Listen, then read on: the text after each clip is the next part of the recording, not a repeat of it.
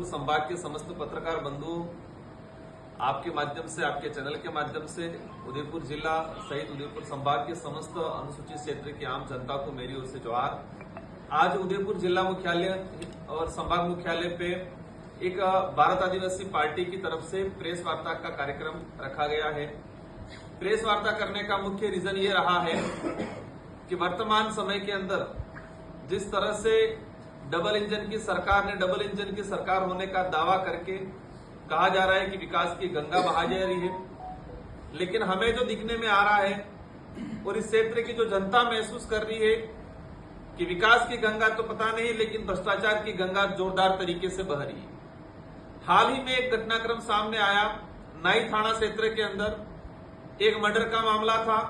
6-7 लोग मुलजिम थे, लेकिन पुलिस अधिकारियों ने, वो मुलजिम थे, उनको तो सजा देना जरूरी था और सजा का काम भी न्यायालय करेगा।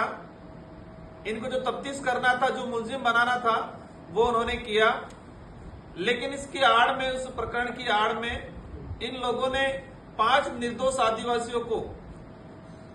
फंसाया और फंसाने के पीछे यही था भूमाफिया। भूमाफियों ने भूमि हड़पने के लिए उस पुलिस अधिकारियों से मिलके इन 5 निर्दोष आदिवासियों को थाने में बंद कराया, उनके साथ मारपीट की, उनको झूठे मुकदमे में फंसाने का, मर्डर के मामले में फंसाने का, उनको डराया धमकाया और इनके बदले उनसे पैसे मांगे। उनको पता था ये आदिवासी परिवार है, गरीब परिवार है, वो पैसे नहीं दे पाएगा। और जो दलाल लोग थे, उन्होंने जो पीड़ित परिवार था उनको डरा धमका के उनको एक लालच दी कि आपको बचना है तो आपको जमीन दे देनी पड़ेगी। और इस परिवार से जमीन छीनने का जो प्रकरण सामने आया है, एक निंदनीय और इस प्रकार की घटना मीडिया में, मैं जिन चैनलों में आया उनको भी धन्यवाद देना चाहूंगा, लेकिन एक हमें ये सवाल पैदा होता है कि ये घटना एक सामने आई, इसका मतलब ये पहली घटना थी और पहली घटना ही सामने आ गई, ये पॉसिबल नहीं।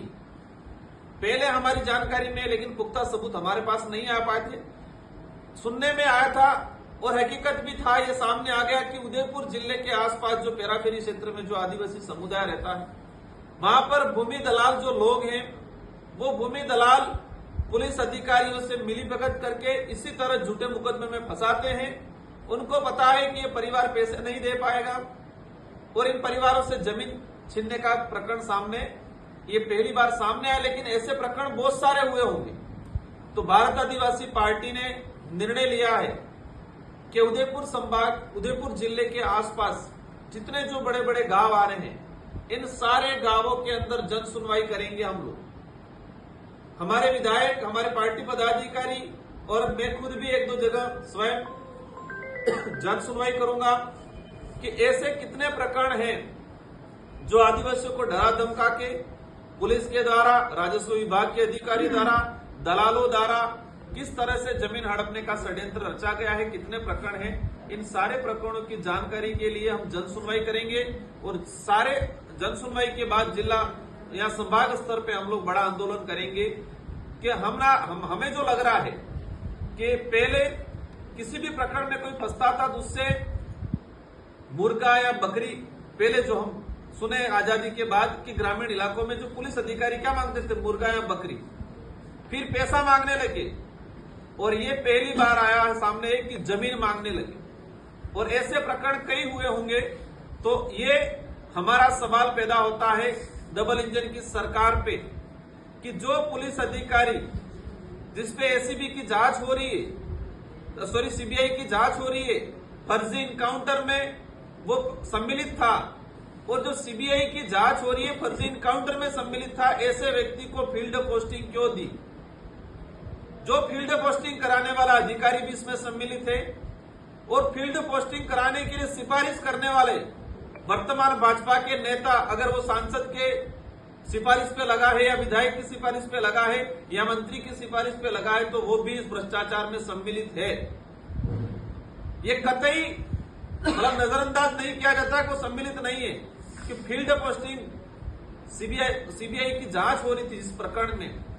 जो इनकाउंटर, फर्जी इनकाउंटर में फंसा हुआ आदमी है उसको यहां पर फील्ड पोस्टिंग देके ऐसे कृत करने वाले नेता भी सम्मिलित हैं। आज देखा गया है भाजपा के लोग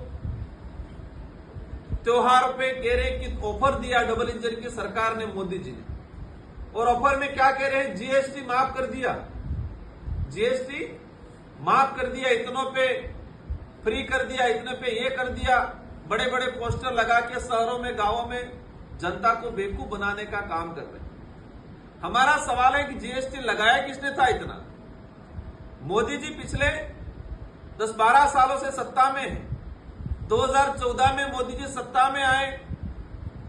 14 साल तक आपने इस देश की आम जनता को एक जीएसटी लगा के बारी, छोटी जो दैनिक दिनचर्या वाली चीजें थी, एक गरीब व्यक्ति है जिसको 2 वक्त की रोटी खाना जो चाहिए था, उसके भी हर आइटम पे आपने जीएसटी लगा के 12 साल तक देश की जनता से, गरीबों से आपने लूट खसोट किया, और आप कह रहे हो हमने जीएसटी मुक्त कर दिया। तो 12 साल तक क्यों लगाया? किसने लगाया था? आप जीएसटी का डंडीरा पीट रहे हो, देश की जनता को गुमराह कर रहे हो। तो हमें जिस तरह से लगने लगा है, मुझे ही नहीं, हमारे पूरे देश की आम जनता जो समझदार होगी उनको लगना है कि इनके पास कोई मुद्दा नहीं रहा, तो ऐसे नए नए मुद्दे लाके लोगों को गुमराह करने का जो षड्यंत्र रचा जा रहा है, इनका आने वाले समय में अवश्य जवाब मिलेगा। आज हमारा देश जो है लोकतांत्रिक देश है, और लोकतंत्र के अंदर एक व्यवस्था बनी हुई है, व्यवस्थापिका, न्यायपालिका, कार्यपालिका, और चौथा स्तंभ हमारा मीडिया। मेन आती है व्यवस्थापिका की। हमारे हर 5 साल में सरपंच चुना जाता है, विधायक चुना जाता है, सांसद चुना जाता है, और पंचायती राज के माध्यम से हमारा प्रधान जिला प्रमुख चुना जाता है। नगर निकाय में नगर कहा जाए के चेयरमैन चुना जाता है। आज राजस्थान के अंदर पंचायती राज का जो समय था, सरपंचों का जो कार्यकाल था, पूरा हो गया कभी से।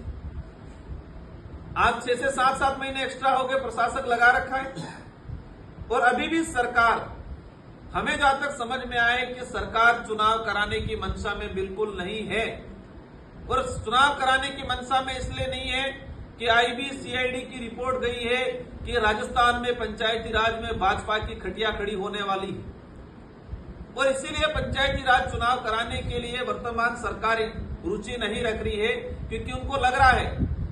रहा है कि हमारी जो नेगेटिविटी फैली है राजस्थान के अंदर, उस नेगेटिविटी को किस तरह से दूर किया जाए। जुमलेबाजी, कुछ नए नए मुद्दे क्रिएट कर रहे हैं ये लोग, जैसे कि जीएसटी वाला हो गया,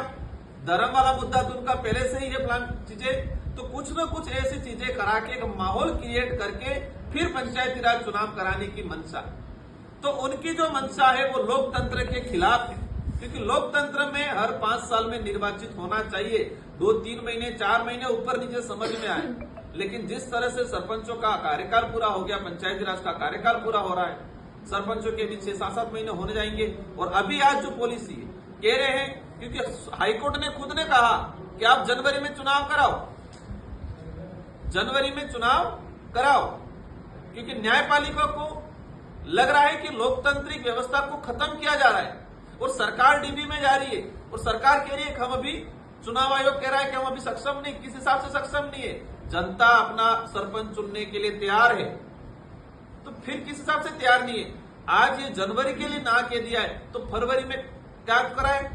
और हमें जहां तक लगता है सरकार की मंशा है कि 4-5 महीने और निकाल देने हैं, प्रशासक लगा के ब्यूरोक्रेसी के माध्यम से इस राज्य को चलाना चाहते हैं।